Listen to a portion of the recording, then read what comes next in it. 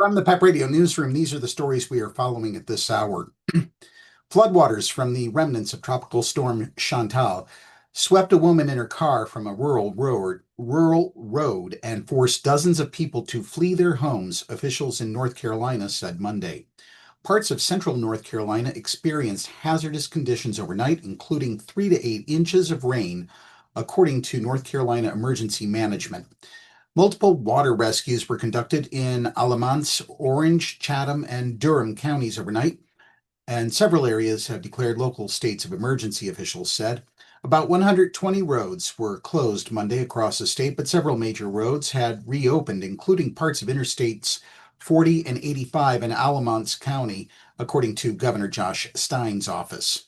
An 83-year-old woman from Pittsburgh was killed when her car was swept off a rural Chatham County road by floodwaters Sunday night, according to North Carolina State Highway Patrol. Responding troopers found the submerged vehicle about 100 feet from the road, and the woman was found dead inside, officials said.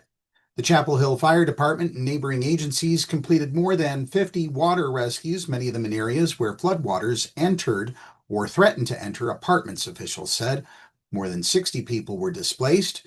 After helping with rescues in Chapel Hill, the Durham Fire Department said in a social media post that its crews performed more than 80 more rescues in the Old Farm area.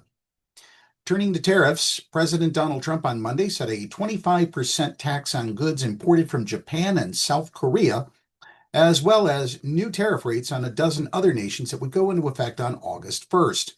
Trump provided notice by posting letters on Truth Social that were addressed to the leaders of the various countries. Gee, that's tacky. The letters warned them to not retaliate by increasing their own import taxes, or else the Trump administration would further increase tariffs. If for any reason you decide to raise your tariffs, then whatever the number you choose to raise them by will be added on to the 25% that we charge, Trump wrote in the letters to Japanese Prime Minister Shigeru Ishiba and South Korean President Lee Jae-myung. The letters were not the final word from Trump on tariffs, so much as another episode in a global economic drama in which he has placed himself at the center.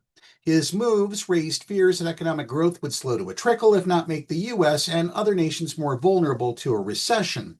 But Trump is confident that tariffs are necessary to bring back domestic manufacturing and fund the tax cuts he just signed into law last Friday.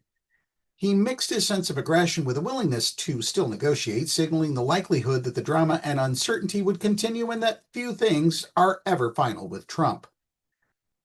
Imports from Myanmar and Laos would be taxed at 40%, Cambodia and Thailand at 36%, Serbia and Bangladesh at 35%, Indonesia at 32%, South Africa and Bosnia-Herzegovina at 30%, and Kazakhstan, Malaysia, and Tunisia at 25%. It also turns out that goods imported from Oz will be taxed at an additional 15%. And by this, we mean the Wizard of Oz, not Dr. Mehmet Oz. And finally, we have this news about a massive deportation effort at dairy farms in Vermont. After 6 12-hour shifts of milking cows, José Molina-Aguilar's lone day off was hardly relaxing. Excuse me. On April 21st, he and 7 co-workers were arrested on a Vermont dairy farm in what advocates say was one of the state's largest ever immigration raids. I saw through the window of the house that immigration were already there inside the farm, and that's when they detained us, he said in a recent interview. I was in the process of asylum, and even with that, they didn't respect the document that I was still holding in my hands. 4 of the workers were swiftly deported to Mexico. Molina-Aguilar, released after a month in a Texas detention center with his asylum case still pending, is now working at a different farm and speaking out. We must fight as a community so that we can all have and keep fighting for the rights that we have in this country, he said. Ryan Bissett, a spokesperson for the U.S. Customs and Border Protection, who doesn't make me feel any safer, said agents initially responded to a report from a concerned citizen who saw 2 people carrying backpacks entering private farm property near the Canadian border. To said concerned citizen, I would tell you this: mind your business. Agents apprehended 1 person at the scene and more during the ensuing search of the area, he said.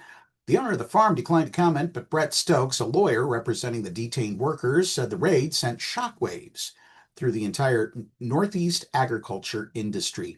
These strong arm tactics that we're seeing and these increases in enforcement, whether legal or not, all play a role in stoking fear in the community, said Stokes, director of the Center for Justice Reform Clinic at the Vermont Law and Graduate School. That fear remains given the mixed messages coming from the White House. President Donald Trump, who campaigned on a promise to deport millions of immigrants working in the U.S. illegally, last month paused arrests at farms, restaurants, and hotels. But less than a week later, Assistant Homeland Security Secretary Tricia McLaughlin said worksite enforcement would continue. And as a result, the price of milk is about to go up. That's the news for this hour. As breaking news develops throughout the day, check out the PEP Radio YouTube channel, and if you have not already done so, please subscribe. Up next, we have the Meadville area weather forecast right here on PEP Radio.